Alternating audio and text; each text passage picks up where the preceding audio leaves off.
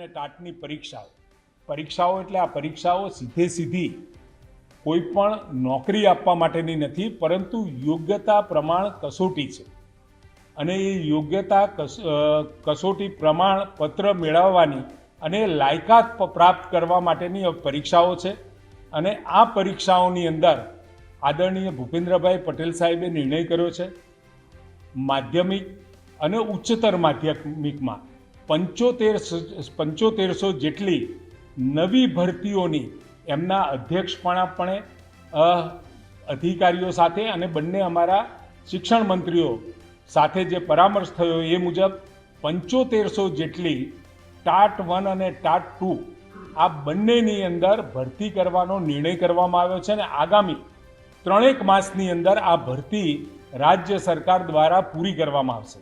સાથે જે ટેટની વાત છે, ટેટ 1 ટેટ 2 આ બંનેની અંદર પણ યોગ્યતા કસોટી પ્રમાણ જે આપણે પરીક્ષાઓ લઈએ છીએ એની અને તેમજ ભરતીની આ બંને બાબતો ચર્ચા કરી અને એના માટેના નિયમો યોગ્ય કરી બનાવી અને આગામી સમયમાં પણ આ ભરતીઓ કરવાનો પણ સરકારે નિર્ણય કર્યો છે.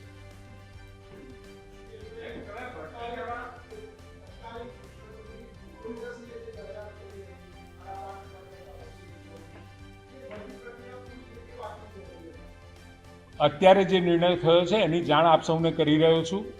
ભૂતકાળમાં જે નિર્ણયો થયા હશે એમાં કેટલી ભરતીઓ થઈ, કેટલી બાકી છે એ મારા ધ્યાનમાં નથી, પરંતુ એટલું ચોક્કસ કહીશ કે ભૂપેન્દ્રભાઈ પટેલ સાહેબના નેતૃત્વમાં ખૂબ સંવેદનશીલ રીતે આ નિર્ણયોની ચર્ચા કરવામાં આવી છે.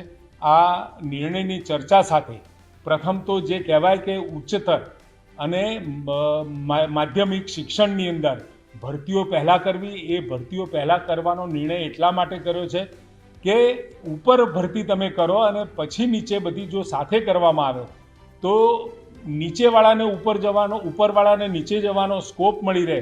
પરંતુ ઉપર જો ભરતી પહેલાં કરી લીધી હોય તો નીચે એટલી કોમ્પિટિશન પણ ઓછી થાય અને માનો કે નીચેવાળા ઉપર જતા હોય તો નીચેની જગ્યા ખાલી રહે ટેટ 1 ટેટ 2ની. એના કારણે આપણે પહેલાં ટાટની જે યોગ્યતા ધરાવતા જે પણ કોઈ આપણા કેન્ડિડેટ્સ છે એમને કામ આપવાનું આપણે નક્કી કર્યું છે, નોકરીઓ આપવાનું નક્કી કર્યું છે.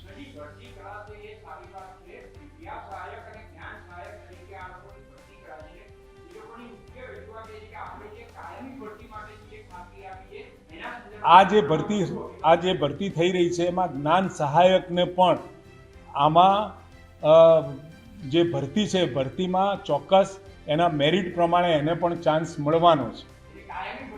કાયમી ભરતી થાય છે એટલે અત્યારે જ જ્ઞાન સહાયકો ચાલુ છે. જો મેરિટમાં આવતા હોય તો એમની પણ એમાં ભરતી કરવામાં આવશે.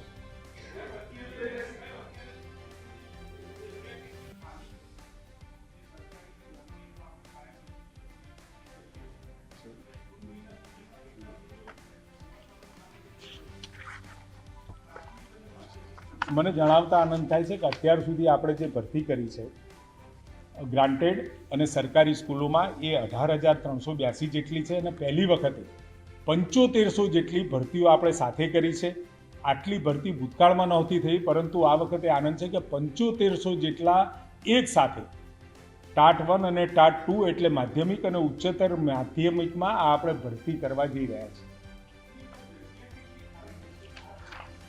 એ મારી પાસે આંકડો હાલમાં નથી, પરંતુ હાલમાં જે નિર્ણય થયો છે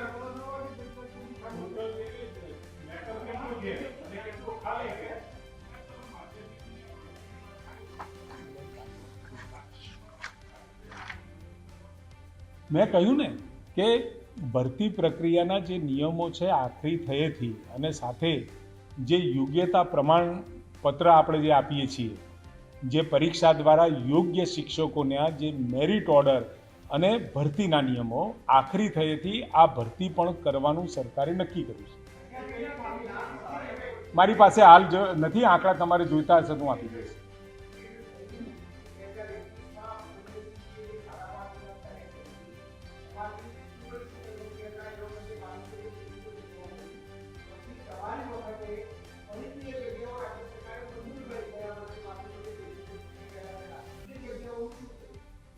મેં કહ્યું એમ પ્રાથમિક શાળા માટેની ભરતી કરવાનો સરકારે અને આદરણીય ભૂપેન્દ્રભાઈએ નિર્ણય પણ કર્યો છે, પરંતુ એના નિયમો ભરતીના અને સાથે એલિજિબિલિટી ટેસ્ટ માટેના કેટલાક નિર્ણયો અત્યારે વહીવટી પ્રક્રિયામાં છે. પૂરું થતાની સાથે પ્રાથમિક શિક્ષકોની ભરતી કરવાનો પણ સરકારે નિર્ણય કર્યો છે.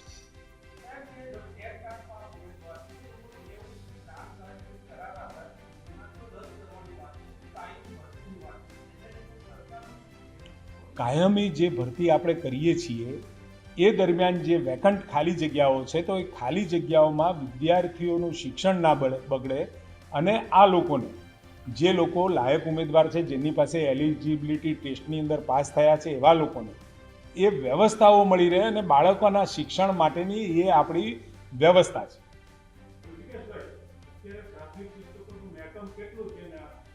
હું આંકડા આપીશ, હાલમાં નથી. હા, આપીશ, ચોક્કસ મળશે. ડિસિઝન ન્યૂઝના બીજા વિડીયો જોવા માટે ચેનલ સબસ્ક્રાઇબ કરો અને બેલ આઇકન બટન પર જઈ ક્લિક કરો. સ્વતંત્ર અને આઝાદ પત્રકારત્વની મદદ કરવા નીચે આપેલા થેન્ક્સ બટન પર જઈ ક્લિક કરો. મદદની કિંમત નિશ્ચિત કરો અને ડિસિઝન ન્યૂઝની આ સફરમાં અમારા સાથી બનો.